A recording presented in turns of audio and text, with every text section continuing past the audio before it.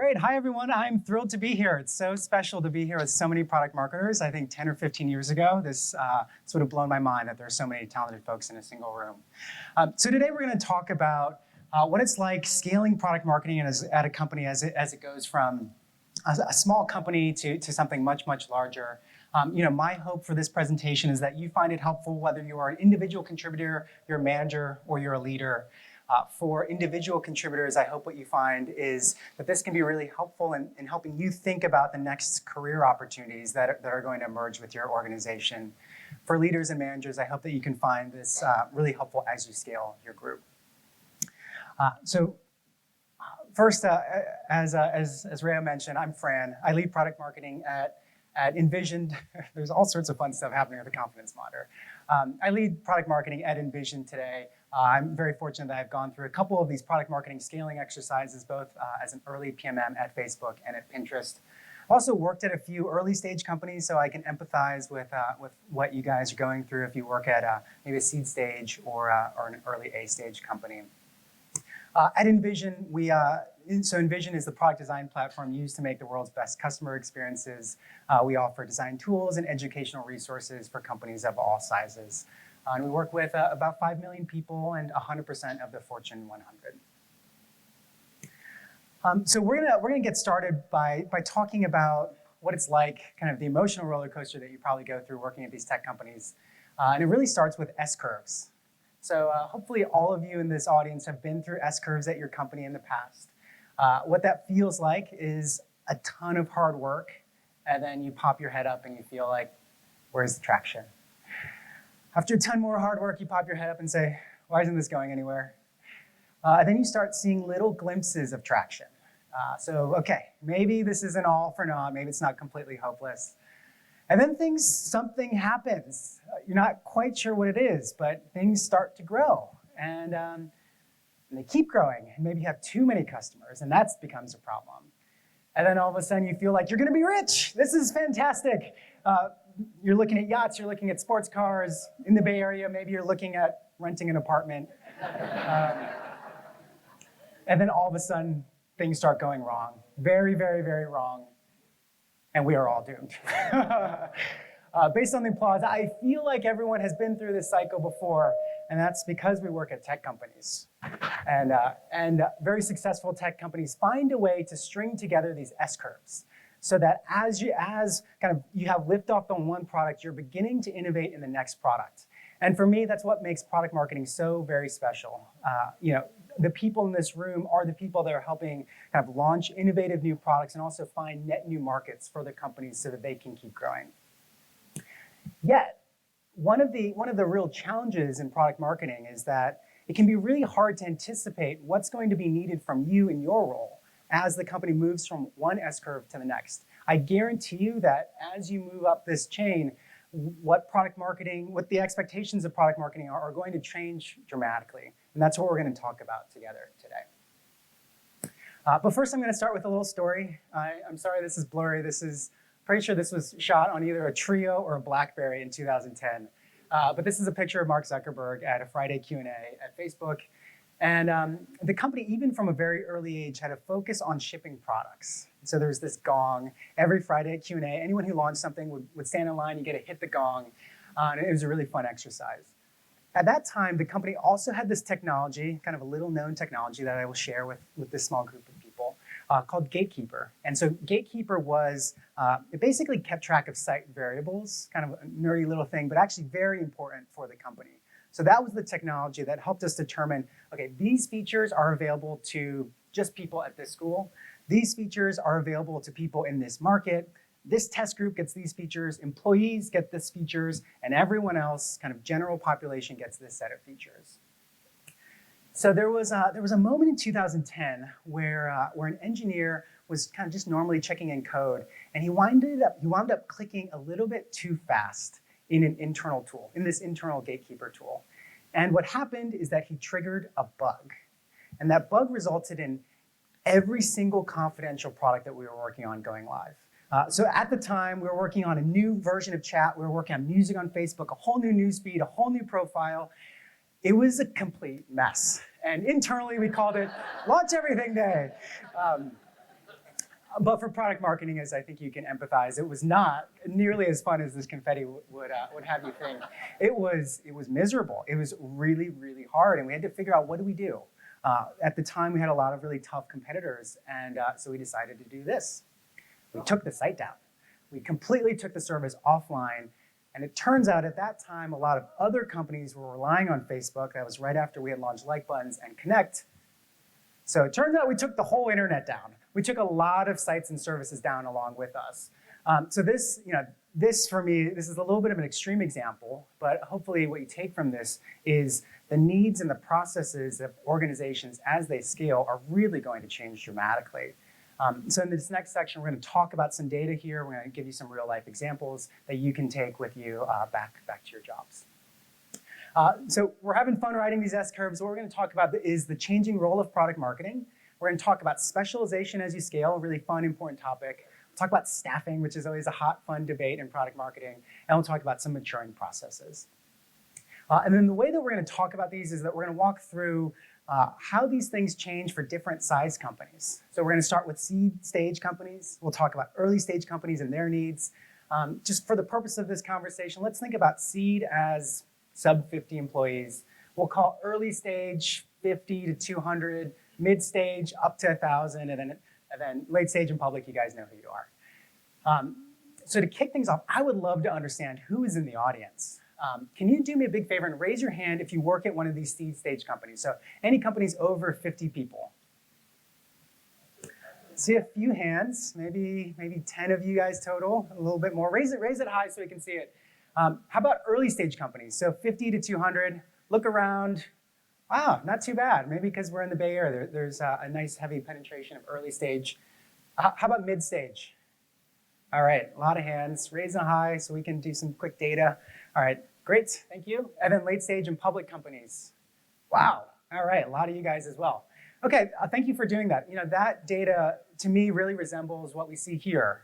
So this is the distribution of product marketers by different company stages. So kind of this, we'll talk about the survey in a moment, but about 40% of PMMs work at mid-stage companies. That actually really resonates with this audience here. And similarly, the late-stage companies are about 32% of PMMs. Early stage and seed stage, noticeably smaller than that. And as an aside, so this data comes from the Product Marketing Alliance, which is why we're all here today. They recently released a report called The State of Product Marketing in 2019. So I pulled this data from that report, and there's a few other slides here that I think are really helpful. If you haven't taken a look at this, I'd highly encourage it. The other thing that comes from this report is an understanding of the types of products and types of consumers or customers that all of us are typically marketing to. And so I'm sharing this to help us level set before we get into this framework on norms. So about 70% of you guys work in marketing to businesses, so B2B, call it SaaS. Versus consumers or versus businesses that maybe have a two-sided or three-sided marketplace. Then coincidentally, 71% of you also work on digital products as opposed to working on hardware products. So I'm going to just keep clicking and we'll keep talking. Great. So building on that data, I think it's really helpful to understand. A lot of times we talk about how product marketing is different from one organization to the next, and I think it's helpful to understand that that's because product marketing really varies based on the stage of the company, based on who your target customer is, and your go-to-market approach. So the changing role of product marketing, let's look at how product marketing evolves as a company grows. And to do that, who better than our friend Steve Jobs to walk us through his thinking about product marketing. So this is a video that sorry, I'm completely distracted by the moving cursor and who's gonna screw things up in the flow. This is a video of Steve right after he had joined Next Computer, after he was fired from Apple, before he was rehired at Apple. Hi. For those of you that don't know me, my name's Steve Jobs, and this is the first of one of many Chalk Talks we're going to have this year together. The subject of this one is really important, which is who is our target customer? Why are they selecting our products over our competitions? And what distribution channels are we going to use to reach these customers? A lot of light bulbs have come on over the last 90 days. I've had the good fortune to be with a lot of you out in the field, meeting customers, getting firsthand information as to what they're doing with our products. You have fed a lot of information to the management of this company. We've done a lot of thinking and looked at the data, and all of a sudden out of this data, some very, very important things have come to light. I want to share them with you today. We've had historically a very hard time figuring out exactly who our customer was. And I'd like to show you why. When we first look at the workstation marketplace, so we'll spare the rest, but I love this talk so much because it's the savant himself talking about spending time with customers. He talks about who is our target customer, why do they choose us over the competition, and what channels are we going to use to reach them? I see those three things as the strategic tenets of product marketing, and then we'll talk about how those things change as the company matures. So in the seed stage of product marketing, this is really all about being laser focused on finding product market fit. We have something that does something, does anyone want to buy this? Typically what I've seen work really well for a profile of a person in that role is a marketing generalist. A lot of times they're doing all sorts of things, so it's not necessary to have a PMM or a PMM title at all. At an early stage company, again, let's think about this 50 to 200 people. Really the focus there for product marketing, my experience is testing distribution channels. So we've identified that we have a product, we've identified that people want to buy this. Now, how do we reach customers at scale? How do we do that cost effectively? How many of these customers are there in the world? And so at the same stage, you're also generally looking at a marketing generalist, plus or minus, but you're also looking for someone ideally with some channel experience so that they can pull those levers to help you really scale. At mid-stage, so now at this point, you've found product market fit, you've determined a channel to reach these customers, and it's all about scaling your go-to-market approach and to eventually grow market share from something really small to something a little bit bigger than that. And this is the phase where a lot of product marketers in this room live in, and typically when we're hiring people in these roles, it's important to find someone with some sort of expertise on the space or on that core audience. Because you're growing really quickly, does it make sense to waste maybe 6 months trying to ramp someone up on that space? And last, the public stage and late stage companies, really what you're focused on here is you want to go deep on that market, that you want to own the market that you're in today, and then you want to find these net new markets to help your company keep growing. And so typically the profile that works here, at this stage, you're probably hiring a lot of product marketers, but the really special folks have a deep understanding of market dynamics. They understand vertical needs, and they also understand these new audiences that you're going after. So that's really fun. At the same time, as your company scales, every team in that company is beginning to specialize. It's no different for product marketing, but this is an area where I think it's extremely important to understand what to expect, so that as the company scales, you make sure that you're in the position that matches your skill set best and also keeps you in that happy place so that you're doing the things that you really enjoy in your job. This is also kind of really key when you think about finding that next opportunity to help you advance your career. So when we think about specialization, again, at the seed stage, there's very little specialization. Maybe you have 1 or 2 marketers overall. At an early stage company, this is where maybe you have product marketing, but they're going to wear a lot of different hats. They're going to do all sorts of fun things, as I think the group in this audience can attest. Once you move to mid-stage, that's where things start feeling a little bit awkward. So you're going from this very small company where you were doing everything to a company where there are teams that are doing different things. And you need to figure out how to work with those teams and build some processes to help. In this mid-stage organization that you've grown, typically you've moved from PMMs building all of the content yourself to working with other teams to also build content. Maybe that's a brand team, maybe that's a content development team. We mentioned at mid-stage, you're scaling your go-to-market approach, and so if you have a sales team, this is where the sales team starts growing a lot. So you need to figure out, how do I work with the sales team? It's probably really different from that early stage experience. You're going into new markets, so typically this is when international becomes more important. Maybe you're starting to test new customer bases, net new markets. And this, for SaaS companies, this is also where analyst relations becomes more of a critical discipline. And last, as you move to a public company, or at least a late stage company, it's still a little bit awkward, but you fit the jacket a little bit better. And that's when a lot of new disciplines start turning up in the marketing organization. You have market intelligence and competitive. Now that we own a space and there's a lot of competitors nipping at our space, how do we manage them? Traditionally, we've seen kind of early stage to mid stage, maybe that's something that each PMM can do by themselves for their product area. And moving to a late stage, maybe that's something that you need to centralize. A lot of times, this is also when a sales team verticalizes. So maybe you need to think about verticalizing marketing and packaging solutions because you have so many products that it can be really confusing. Investor relations, obviously, for public companies or even for late stage unicorn companies is important. You'll also be spinning up new research capabilities as you're thinking about how do we enter these new markets. Let's understand these new markets. If a marketing team is growing, there's a marketing operations group, hopefully, which will help you keep the lights on. And then last, pricing and forecasting becomes much more important at this stage as well. Historically, maybe that's something that lived in PMM. Over time, it lives in finance, it lives in product, or it lives in sales. So product marketing staffing is a really hot topic. Which department should product marketing live in? How many people should we hire? How should we organize? All those fun topics. I'm going to share with you some interesting data that I pulled from LinkedIn about kind of norms for our groups. For seed stages isn't really relevant. Again, very few marketers.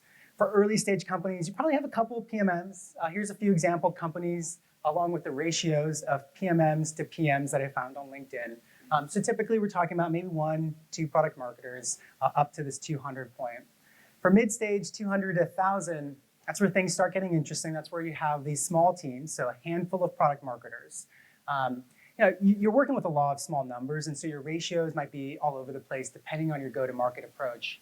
But once you get to that late stage, it actually turns out that there's a lot of norms on how we staff these groups. So generally, we see a ratio of 2 product managers to 1 PMM. Sometimes it's 3 product managers to 1 PMM. That does vary based on your business model and your go-to-market approach. But what I found really interesting is I kind of randomly picked a list of companies. I searched for them on LinkedIn and identified how many product managers do they have and how many product marketers do they have. And the really fascinating thing about that is that there's some standards here. So when I graph this, this 2.25 line seems to be a really interesting norm across both B2B companies as that both have a SaaS approach and also an online advertising approach. Back when I was at Facebook and Pinterest, we typically thought about the ratio as a 2-to-1, sometimes a 3-to-1, but it's really validating to know that we weren't the only people thinking about that. And last, we're going to talk about some maturing processes, so some of the things that are going to develop as you guys go through this growth curve. We're going to talk about them at a high level, but there are lots of great sessions over the course of today and tomorrow that can go deeper on each of these. So on the process front, for any of you that have worked at a seed stage company, process?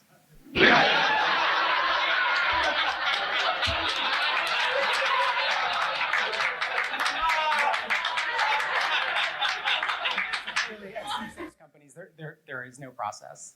As you move into an early stage company, typically what I've seen here is that you've had a couple launches that have worked, and so you're finding repeatable patterns and trying to replicate those within the next new launches. At a mid-stage company, this is when you're filling out that jacket again. So the types of processes that get created here are, you have messaging frameworks, we have marketing briefs so that we can figure out how to work with that new brand and that new content team. We have launch trackers, we have launch review meetings because the company is growing and we need to figure out how we align and communicate more broadly. You have kickoff meetings, you have sales training processes, again, for this maybe new sales enablement team that you're working with. And then as you're running more campaigns, you're hopefully tracking those with the marketing team through some sort of campaign tracking. And then as you move, again, into this late stage process, there's a lot more processes that come into play. It starts with advanced customer segmentation. That new research team that you built hopefully is also running the segmentation for you so that you can understand these new markets that you're about to jump into. you're probably working with a lot more customers, and so you need to find a really robust way to take that feedback into the product development process and to close the loop with sales or close the loop with support. At Pinterest, we would do a lot of things that we call opportunity assessments. That's thinking about net new markets and whether or not making a strategic recommendation on if we should enter this market. That becomes important as you're thinking about growing your footprint, growing kind of your sources of revenue. Long-term planning, marketing planning, obviously you're a big company, and so you're probably working on an annual, maybe a multi-year process all of a sudden. You also have formalized campaign planning and budgeting. More sophisticated pricing and forecasting that your dedicated team hopefully is doing for you. And then regular analyst briefings. You went from kind of ad hoc to regularly engaging these people so that you can move up into the right quadrant that you're focused on. And then last, updates for earning calls. So you in the past you were probably working really hard on that product launch to get it on the website, maybe get a couple customer stories for the website. In the future, you may get lucky, and those same updates will make their way into an analyst call or an analyst briefing. So today, we talked about S-curves, and we talked about how important they are for these fast-growing companies. We talked about how the role of product marketing is going to shift really dramatically, and how it's important for you to be thinking about what your company is going to need from you next. As part of that, we talked about the changing role of PMM, really focused on finding product market fit to finding net new markets for your company. Talked about specialization, staffing, and maturing processes. So it's so wonderful to be here with you today. If you couldn't tell, I love this stuff, so I'm happy to talk with you more afterward, both at the conference or in email. Thank you so much. Thank you, Fran. Thank you. Do you guys have questions for Fran? We have a minute, a couple minutes. What do you recommend for an early stage? We have the process and know exact process. Yeah, so the question was, what do you recommend for an early stage company that has no process? I mean, I think you have to start with first principles and think through how do we find that product market fit? Like, there's a lot of, and you could spin up a lot of process, but I don't think that that's important at an early stage company. It's really like, let's find some customers that love this thing so that we can keep growing and move into that next stage. So do whatever it takes. Question here.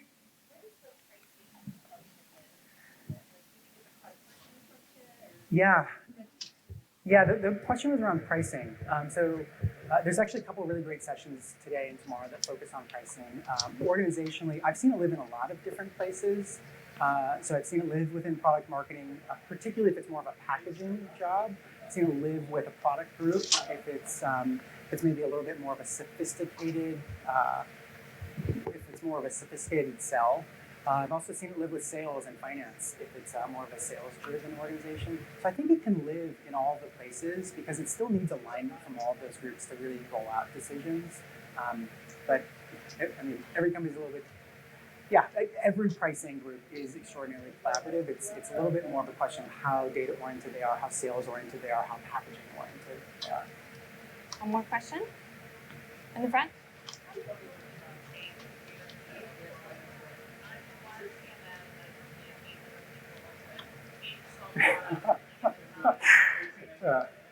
Okay. So the question was, how do you build a business case for your CEO about scaling the function? This is someone who is one PMM company of 800 people, 10 business lines. I mean, you might start by throwing your badge on the table. That sounds like a... Or flipping the table. Yeah, I mean, that sounds like a pretty tough position to be in, but I think a lot of us can empathize with that. The trick to some of this is both bringing kind of data and an understanding of what to expect from those new resources. And so I shared some of those LinkedIn queries to help us create some norms around this. What I have seen work pretty well is trying to figure out how do we get early wins with. So let's say you make a case to hire one person. Kind of how do we really tee that up so it's a business level early win? And maybe that might be something that's a little bit unintuitive. Let's put them on competitive so that helps us win more deals. Or maybe let's put them on solutions, or let's help them package something so that kind of out of the gate we're creating a ton of business value so that you can make the case for additional folks. Awesome. Thank you so much, Fran. Please give it up for Fran again. Thank you. So